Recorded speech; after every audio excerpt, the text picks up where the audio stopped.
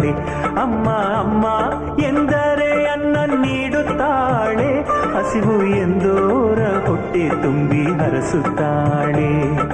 ಹೊರನಾಡಿನ ಅನ್ನಪೂರ್ಣೆ, ಕರುನಾಡಿನ ಜನ ಪಂಚಪ್ರಾಣಿ.